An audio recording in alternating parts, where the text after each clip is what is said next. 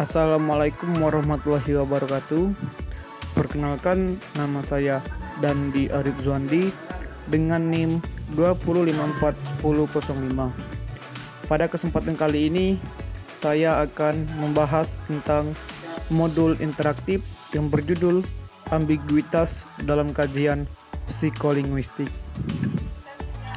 Baiklah, yang pertama yaitu pengertian ambiguitas.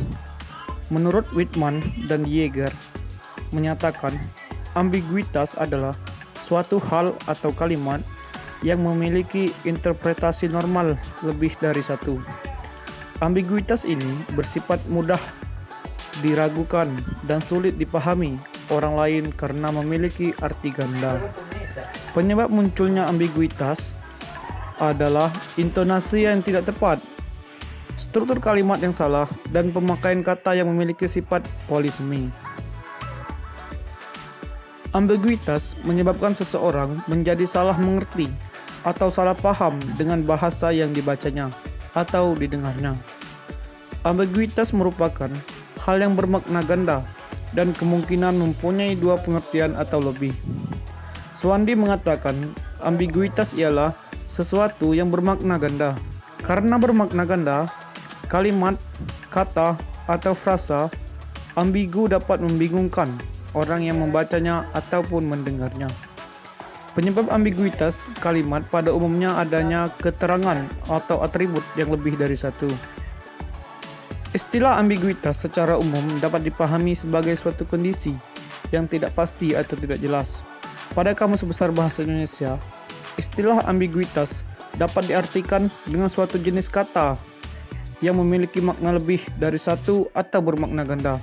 Hal ini menyebabkan munculnya ketidakjelasan, keraguan, dan kekaburan dalam memahami suatu makna kalimat.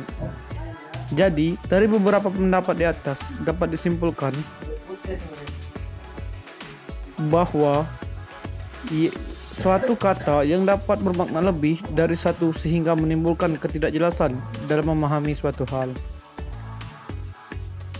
Terdapat dua macam ambiguitas. Yang pertama yaitu ambiguitas leksikal dan ambiguitas gramatikal. Ambiguitas leksikal adalah macam ambiguitas yang penyebabnya adalah bentuk leksikal yang dipakai. Dalam keterangannya lebih lanjut disebutkan bahwa tidak banyak ambiguitas jenis tersebut dalam bahasa Indonesia. Sebagai contoh ambiguitas leksikal, kita dapat menggunakan kalimat ia menginginkan hak. Kata hak mempunyai berbagai makna.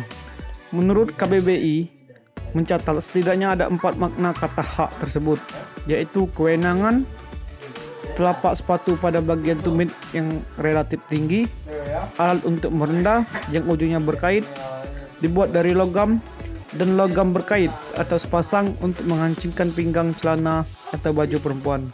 Jadi hak yang mana? Sementara itu, ambiguitas gramatikal adalah macam ambiguitas yang penyebabnya adalah bentuk struktur kalimat yang dipakai. Darjowi Jojo mencontohkan ambiguitas tersebut dengan kalimat pengusaha wanita itu kaya.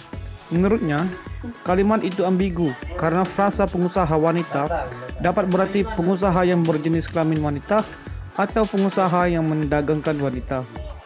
Untuk mengakhiri ambiguitas dalam sebuah kalimat, kita dapat menggunakan tanda hubung.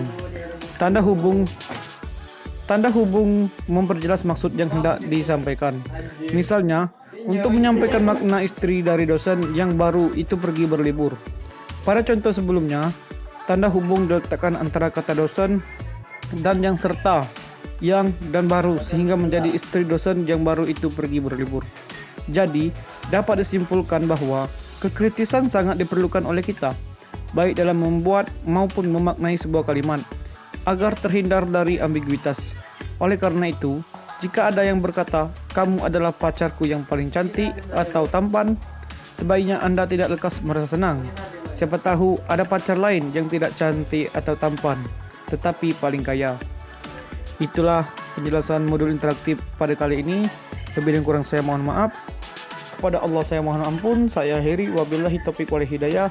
Wassalamualaikum warahmatullahi wabarakatuh.